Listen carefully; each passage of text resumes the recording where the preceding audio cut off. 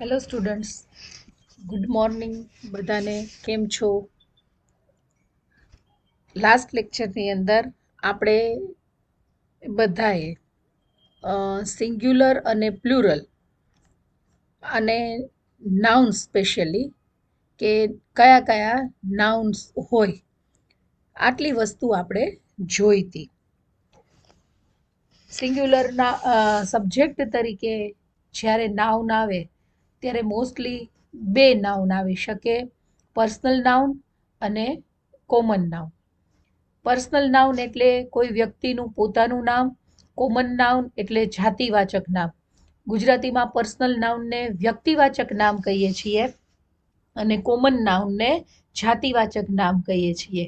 બંને નાઉન એકવચન પણ હોઈ શકે અને બહુવચન પણ હોઈ શકે. એકવચન એટલે સિંગ્યુલર હોઈ શકે અથવા તો બહુવચન એટલે પ્લુરલ હોઈ શકે. આટલી વસ્તુ આપણે લાસ્ટ વિડીયો લેક્ચરની અંદર શીખ્યા.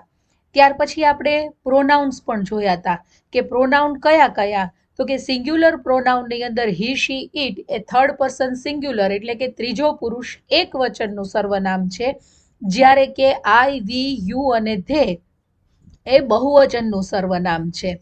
આટલી વસ્તુ જોયા પછી આપણે આજે ડિટેલની અંદર જે વસ્તુ શીખવાની છે એ છે પ્રોનાઉન્સ. પ્રોનાઉન્સ છે એ કેવી રીતે આપણા માટે થઈને ઇમ્પોર્ટન્ટ છે, તો કે કોઈ પણ નામને બદલે વપરાતો શબ્દ એને કહેવામાં આવે છે પ્રોનાઉન, જેને આપણે ગુજરાતીમાં સર્વનામ કહીએ છીએ. આ સર્વનામમાં સિંગ્યુલર મેલ માટે થઈને જે સર્વનામ છે એ છે હી, હિમ, હિઝ, હિઝ અને હિમસેલ્ફ.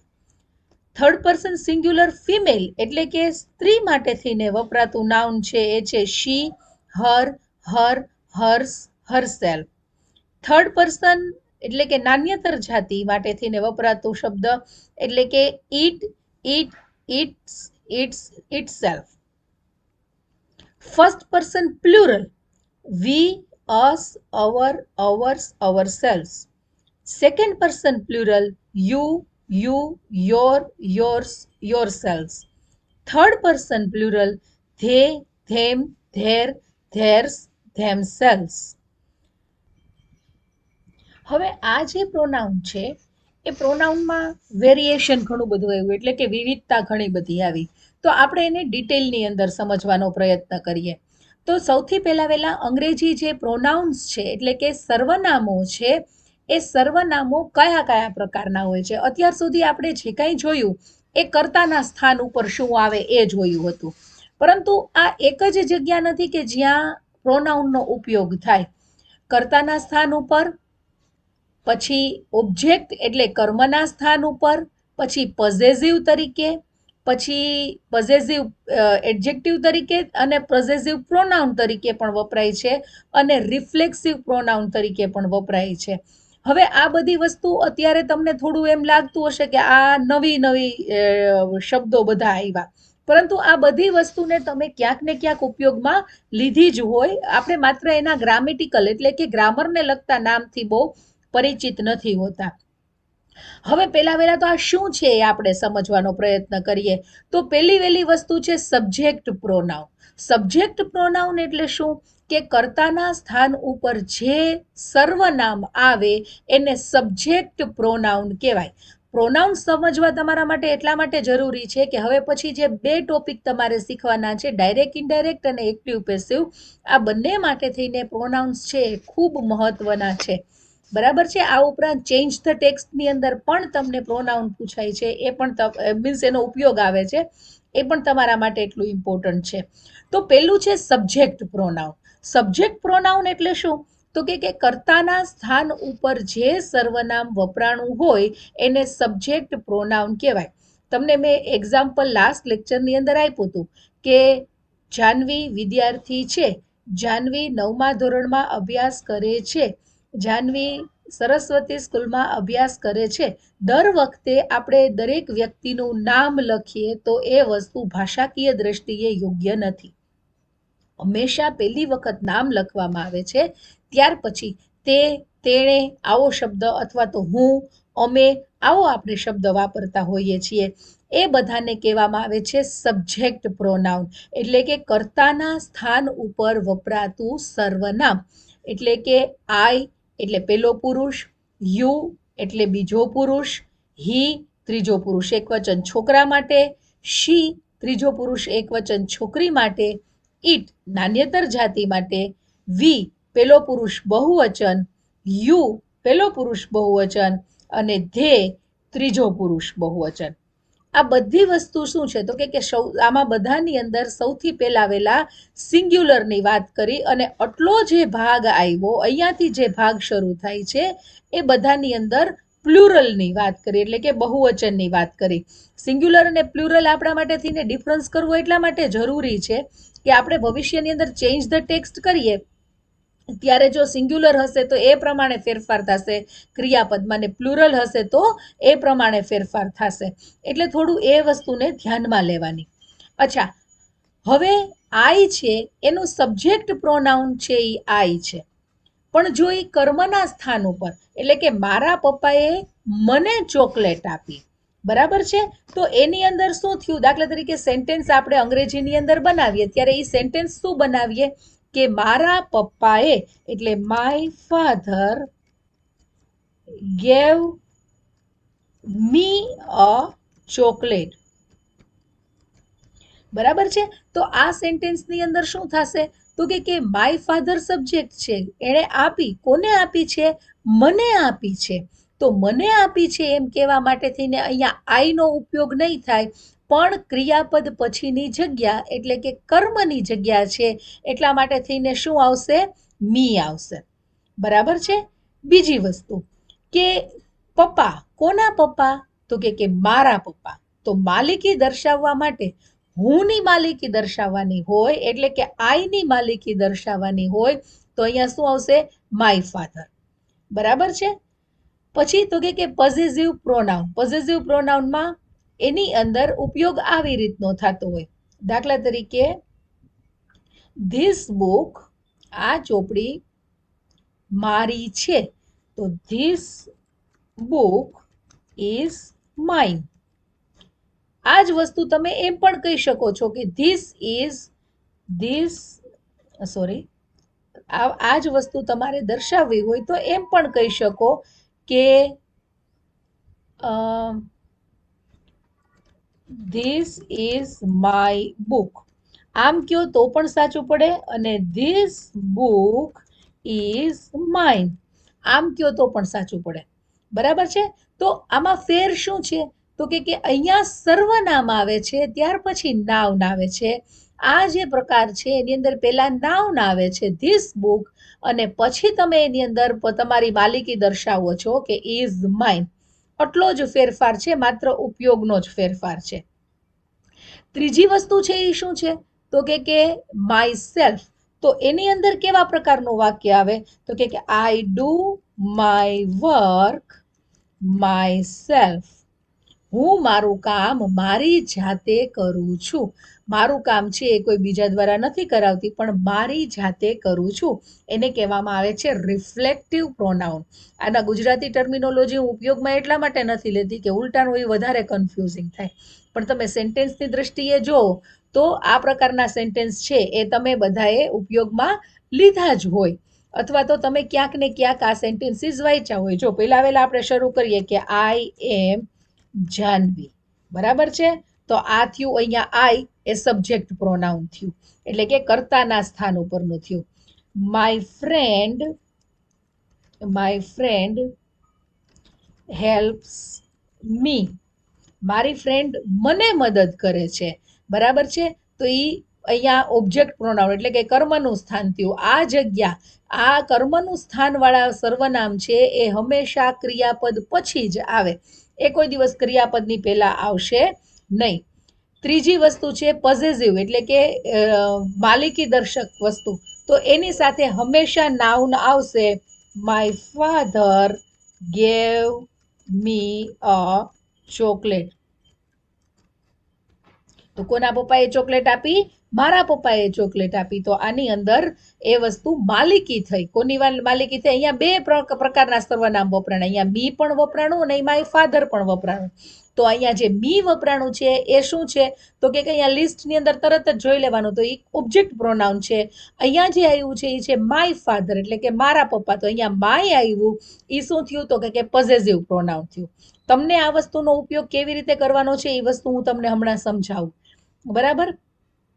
પછી ધીસ બુક ઇઝ માઇન. આવા પ્રકારનું જે વાક્ય હોય એની અંદર નાઉન પહેલા આવશે અને માલિકી છે એ પછી આવશે. સામાન્ય રીતે શું હોય કે માલિકી સાથે દેખાડતી હોય, માય ફ્રેન્ડ અથવા તો માય ફાધર. આ જે માલિકી જેની જેની સાથે આવતી હોય, માય બુક, બરાબર, આની અંદર પણ તમે જ્યારે પહેલા વહેલા નાઉન આપી દો છો કે ધીસ સ્કૂલ ઇઝ માઇન, તો પેલા નાઉન આપી દો છો. જ્યારે નાઉન અને માલિકી દર્શક શબ્દ ભેગા હોય છે ત્યારે આ પ્રકાર વપરાય છે. પોઝેસિવ એડજેક્ટિવ તરીકે વપરાય છે. અને પોઝેસિવ પ્રોનાઉન તરીકે જ્યારે વપરાય છે ત્યારે નાઉન અને પ્રોનાઉન બંને ભેગા હોતા નથી. એમાં પહેલા નાઉન આવી જાય છે અને પછી એની અંદર પ્રોનાઉનનો ઉપયોગ થાય છે. થર્ડ છે, છેલ્લું જે ભાગ છે એ છે રિફ્લેક્ટિવ પ્રોનાઉન.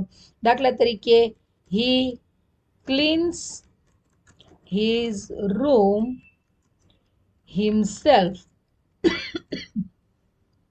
તો એની મેળે એનો રૂમ સાફ કરે છે. બરાબર છે? તો સામાન્ય રીતે આ પ્રકારના વાક્યની અંદર જે પ્રોનાઉન કર્તા તરીકે હોય એ જ પ્રોનાઉન રિફ્લેક્ટિવ પ્રોનાઉન હોય. એટલે હી છે તો હીનું રિફ્લેક્ટિવ પ્રોનાઉન ત્યાં વપરાશે હિમસેલ્ફ. એટલે વસ્તુ ક્લિયર થઈ ગઈ હશે. હવે હું તમને બધા પ્રોનાઉન, એટલે કે સબ્જેક્ટ પ્રોનાઉન શું છે, ઓબ્જેક્ટ પ્રોનાઉન શું છે, પોઝેસિવ એડજેક્ટિવ શું છે અને પોઝેસિવ પ્રોનાઉન શું છે, રિફ્લેક્સિવ પ્રોનાઉન શું છે, આટલી વસ્તુ તમને સમજાણી હોવી જોઈએ. હવે હું તમને આ બધા ઇન્ડિવિજ્યુઅલી શું છે એ વસ્તુ સમજાવું. દાખલા તરીકે સબ્જેક્ટ પ્રોનાઉન, આ આખો બેચ છે ને એ સાથે હોય. એટલે કે મારે જે યાદ રાખવાનું હોય કે હું દાખલા તરીકે એમ કહું કે આઈ, તો આઈનું મારી પાસે આખું લિસ્ટ યાદ હોવું જોઈએ. આઈ, મી, માઇન્ડ, માય સેલ્ફ. આઈ એટલે હું, મી એટલે મને, માય એટલે મારું, માઇન એટલે મને અને માય સેલ્ફ એટલે મારી જાતે. આ વસ્તુ મને આખી યાદ રાખવાની છે. તમારે એવી જ રીતે યાદ રાખવાનું છે. યુ સેકન્ડ પર્સન અને થર્ડ પર્સન બંનેના નિયમો એક જ સરખા છે. યુ એટલે તું અથવા તમે, યુ એટલે તું અથવા યુ એટલે તમને અથવા તને, યોર એટલે તારું અથવા તમારું, યોર્સ એટલે તમારું અથવા તારું અને યોર સેલ્ફ એટલે તમારી જાતે. હી ત્રીજો પુરુષ એક વચન પુરુષ માટે થઈને, હી, હિમ, હિઝ, હિમસેલ્ફ. હી એટલે તે પણ છોકરો જ, હિમ એટલે તેને એટલે છોકરાને, હિઝ એટલે તેનું એટલે કે છોકરાનું, હિઝ એટલે તેનું છોકરાનું અને હિમસેલ્ફ એટલે તેને એટલે કે છોકરાને. સેમ વસ્તુ વપરાશે શી માટે થઈને. શી એટલે તે પણ છોકરી, હર એટલે તેનું પણ છોકરીનું, હર એટલે તેને એટલે છોકરીનું, હર્ષ એટલે તેને એટલે કે છોકરીને, હરસેલ્ફ એટલે કે છોકરીની પોતાની જાતે કોઈ કામ કરે એ. ઇટ એટલે તે, ઇટ એટલે તે, ઇટ્સ એટલે તેનું, પોઝેસિવ પ્રોનાઉન એની અંદર નથી વપરાતું અને ઇટસેલ્ફ એટલે તેની મેળે. વી એટલે અમે, વી છે એ પહેલો પુરુષ બહુવચન છે. વી એટલે અમે, અસ એટલે અમને, અવર એટલે અમારું, અવર્સ એટલે અમારું અને અવરસેલ્વ્સ એટલે અમારી જાતે. યુ એટલે આપણે કર્યું જ તે, યુ એટલે તમે, યુ એટલે તમને, યોર એટલે તમારું, યોર્સ એટલે તમારું અને યોર સેલ્વ્સ એટલે તમારી જાતે. બરોબર છે? હવે પછીનું છે એ છે ધે. ધે છે એ શું બતાડે છે? તો કે ધે એટલે તેઓ, ધે એટલે તેઓ, ધેમ એટલે તેઓને, ધેર એટલે તેઓનું, ધેર્સ એટલે તેઓનું અને ધેમસેલ્સ એટલે તેઓની મેળે. આટલી વસ્તુ આની અંદર તમારે શીખવાની છે. હવે તમને આ એક્ઝામમાં કઈ રીતે પૂછાય? તો એક્ઝામમાં આ વસ્તુ તમને આવી રીતે પૂછાઈ શકે કે દાખલા તરીકે આવું સેન્ટેન્સ તમને આપ્યું હોય. સેન્ટેન્સ છે કે રવિ is a student. Ravi is good boy. Okay. He studies in standard 9. His father is a doctor. Right? આવું તમને સેન્ટેન્સ આપ્યું છે. પછી તમને સૂચના આપી છે, આ વસ્તુ તમને પૂછાય જ છે, 10મા ધોરણની અંદર એ પૂછાય છે કે તમે રવિની જગ્યાએ રીના વાપરો. હવે રવિ હતું ત્યારના જે પ્રોનાઉન હતા એ કયા પ્રોનાઉન હતા? તો કે હી, હિમ, હિઝ, હિઝ અને હિમસેલ્ફ, આ પ્રોનાઉન હતા. હવે રીના આવી. હવે રવિ હતો તો છોકરો હતો, તો રીના આવી તો શું થઈ ગયું? છોકરી થઈ ગઈ. તો રીના ઇઝ અ, લખવાની છે સેમ વસ્તુ, પણ જ્યાં જ્યાં રવિને લગતી બાબતો છે એ બધી જગ્યાએ મારે રીના વાપરવાનું છે. તો રવિનું શું કરી નાખ્યું? રીના. ઇઝ તો એમને એમ રહે, કારણ કે એક વચનથી એક વચન છે. ગુડમાં તો કાંઈ ફેરફાર ન થાય, એટલે ગુડ આપણે એમને એમ રાખી દેશું. હવે બોય, તો રવિ છોકરો હતો, તો રીના શું છે? છોકરી છે. તો અહીંયા શું આવશે?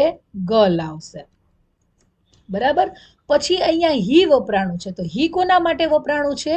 રવિ માટે થઈને વપરાણું છે.